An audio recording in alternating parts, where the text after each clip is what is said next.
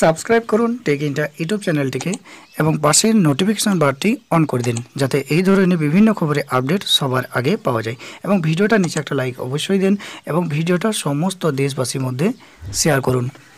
হ্যাঁ বন্ধুরা, এখন কিন্তু একটা ব্যাকটেরিয়া বাতাসের মধ্যে ঘুরে বেড়াচ্ছে যেটা কিন্তু নিঃশ্বাসের মধ্যে আপনার শরীরে প্রবেশ করে আপনার মস্তিষ্ক ও শিরদাঁড়াকে অকেজো করে দিচ্ছে।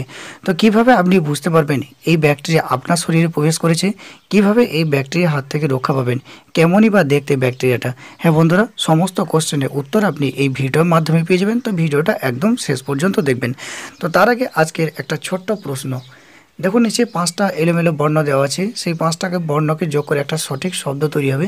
তো কী হবে সেই শব্দটা, আপনার মতামতের উত্তরটা নিচে কমেন্ট বক্সে অবশ্যই কমেন্ট করে জানাবেন। তো চলুন আজকের ভিডিওটা শুরু করা যাক। সাবধান, নাক দিয়ে ঢুকে 24 ঘন্টাতে সাবার করে দেবে মস্তিষ্ক ও শিরদাঁড়া। হ্যাঁ বন্ধুরা, এই সেই ব্যাকটেরিয়া আপনাদেরকে দেখিয়ে দিচ্ছি। এই ব্যাকটেরিয়ার জন্য কিন্তু বিশ্বে প্রায় 90,000 মানুষের মৃত্যু হয়েছে এখনও পর্যন্ত।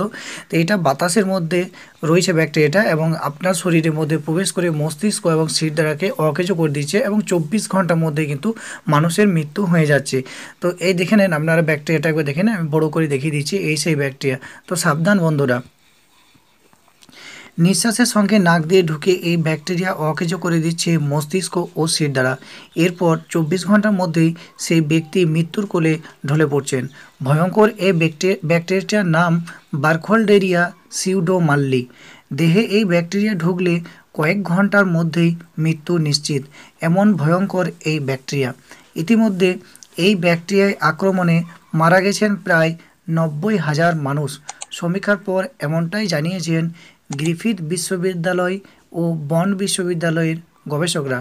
ব্যাকটেরিয়াটি দ্রুত ছড়িয়ে পড়েছে এশিয়ার বিভিন্ন দেশে। ভয়ের বিষয় হলো এই মারণ ব্যাকটেরিয়াটি বেঁচে থাকে বাতাসের মধ্যে, আর আপনার শ্বাস প্রশ্বাসের সময় তখন তা নাক দিয়ে আপনার শরীরের মধ্যে ঢুকে পড়বে, তা আপনি টেরও পাবেন না। দেহে এই ব্যাকটেরিয়া প্রবেশের পরই শুরু হয় জ্বর, কাশি, শ্বাসকষ্ট।